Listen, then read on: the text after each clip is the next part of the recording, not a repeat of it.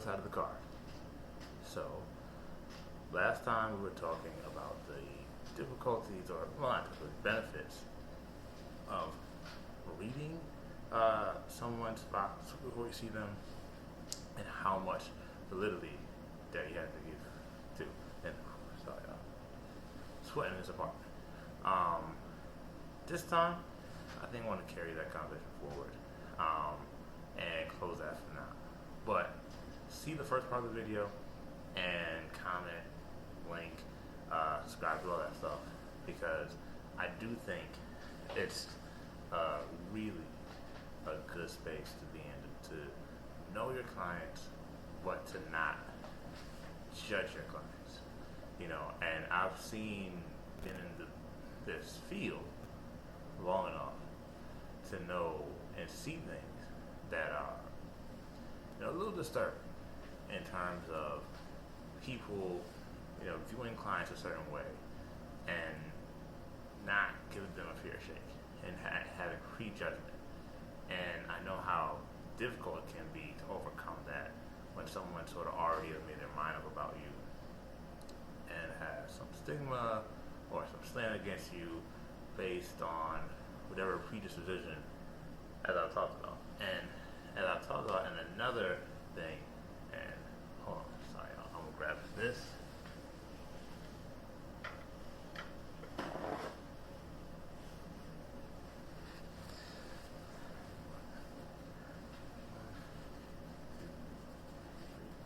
Talk about another thing. Another video. I've been in places where people who are not ethical, people who do not have proper training clinically, which is actually part of the ethical violation, is that they're not the people who are trained to diagnose and assess this, and yet they're assessing and diagnosing and calling things out and saying things. And look, everyone has a voice and has common sense and eyes, so I'm not the type of guy that says, like, just if I have a degree or certification or license or something that makes me high above everybody. But when someone does have degrees and licenses, you do bias to that person. You do give that person more time, more preference in terms of who's making the decision one way or another. And so me seeing that and being in places where I've seen people who haven't, and not only they have not had the proper training or schooling at all to make a decision, but then people who do have proper schooling, when they challenge them, say, hey, I know this is what it may seem like, but it actually is something else, they're completely confronted, they're attacked just for doing their job.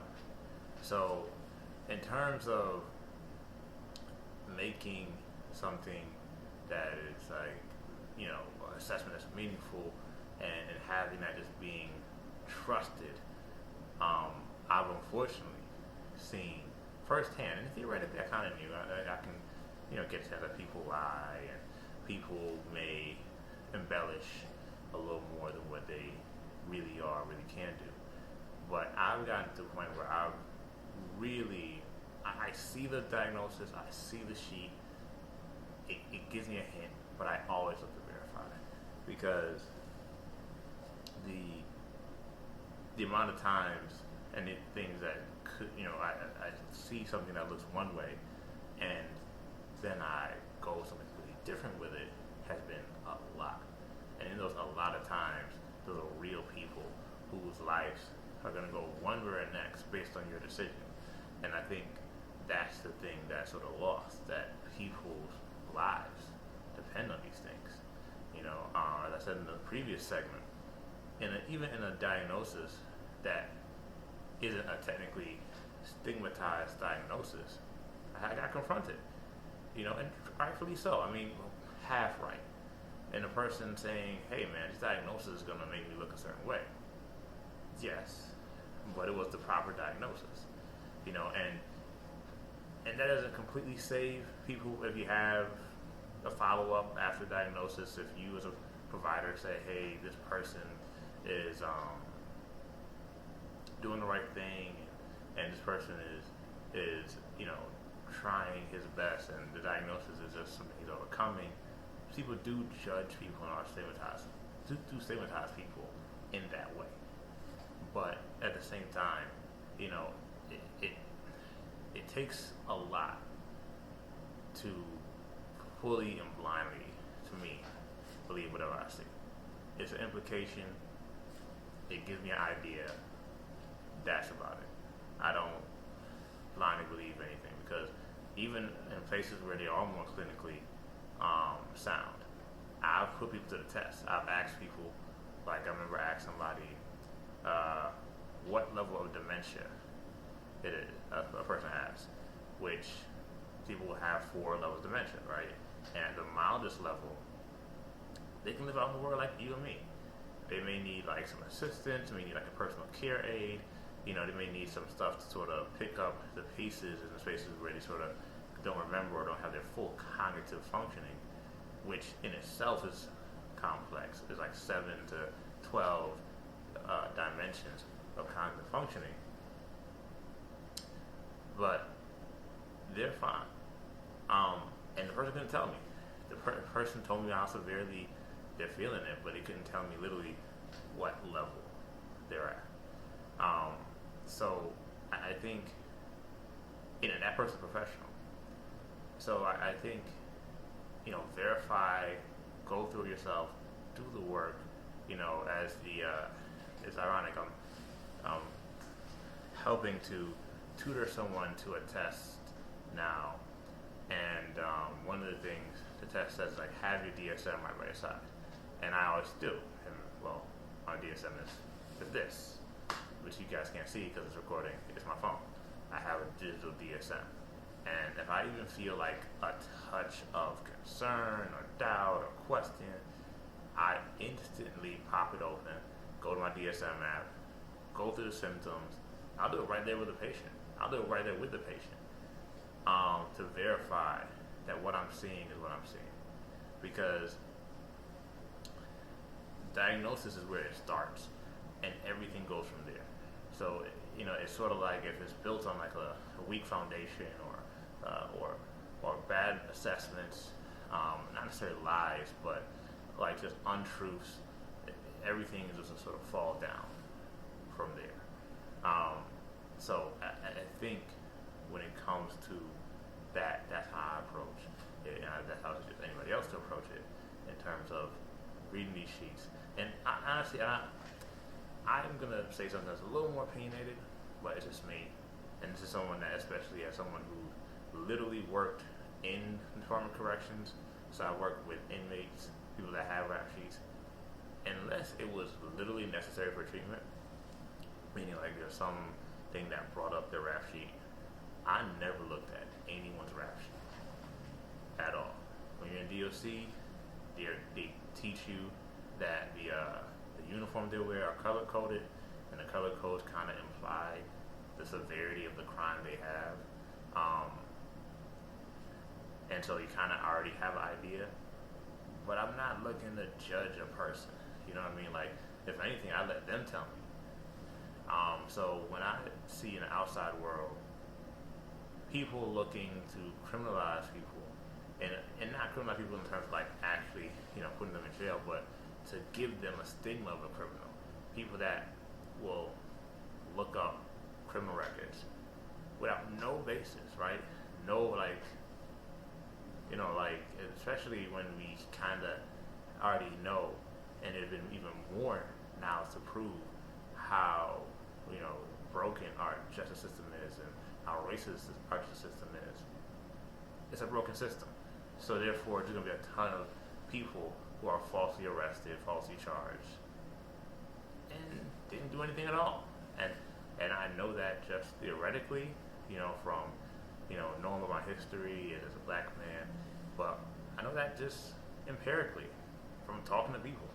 Like the person that comes to mind right now, when I think of that, was this esteemed professional, I'll just say that to kind of protect her privacy, who got landed in prison because she went out to go see a friend, I guess, who needed her help, needed to get picked up, took medication, and she got popped for the DUI.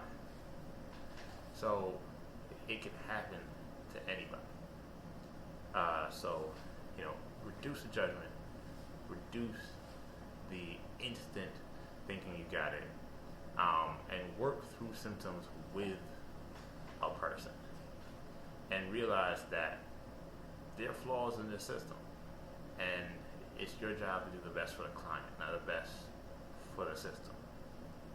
So I think I'll have been there because I feel like I don't know if there's anything else kind of covering that topic other than just studying the DSM. I would just recommend studying the DSM.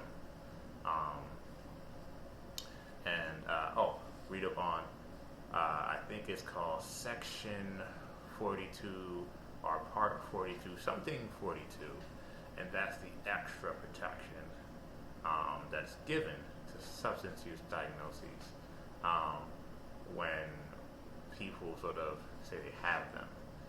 So therefore, we go extra to protect and redact information from employers, so that you know what to do with that. So other than that, this is a shorter segment. I was going to talk about something completely different, but I'll save that for the next segment. I'm going to have this done for you guys by next week, or like this week. I'm determined to sort of stay consistent. So I'll see you on the other side of the car. All right, bye. Hey guys, so I'm going to do the last part of this podcast like this.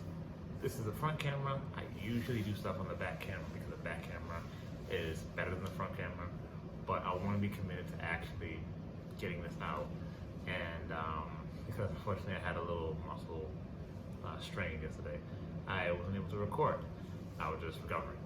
But we were talking mainly in this podcast about reading person's files before you do intakes, before you actually meet the person, seeing information about the person written up by different institutions and specialists, and if that makes us prejudge people to the point where some people may not want to.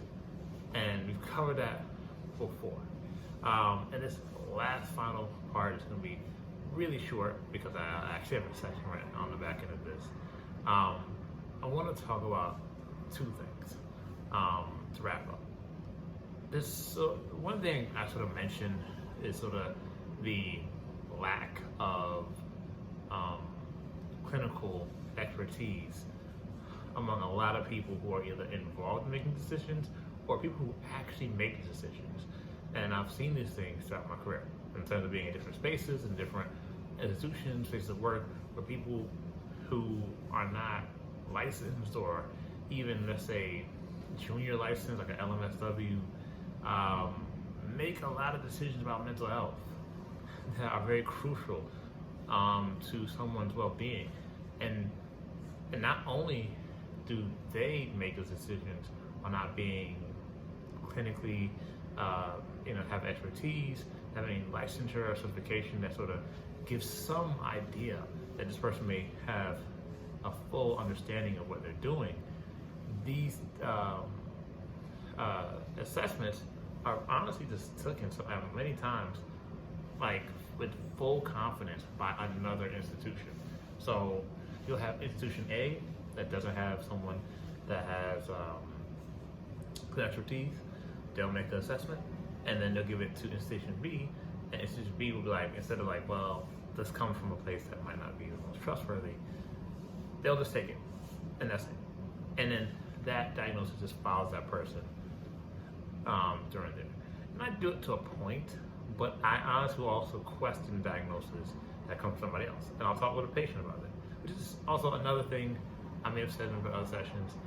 I believe they should talk with diagnosis with patients, because maybe some things I see are not exactly what I'm seeing, or maybe I'm just having my own bias or perspective on something, and it really isn't that way.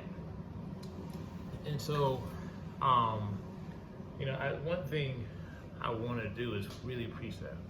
And when it comes to bias perspective, I've kind of mentioned this in my previous section briefly in passing, but it really came up in a group I ran the other day. And I read 2 articles that even enhance this. Is not even the bias given to people who have mental diagnoses, the biases given people that have certain things in their records, like going into an emergency department or substance use diagnoses, but the bias people that have criminal records. And to see people who at times race to a judicial site to see what cases they have pending, what arrests they have on their records, especially with full knowledge. And whether you're talking about racism, which is fully there, or you're talking about, in general, the criminal justice system have a ton of flaws.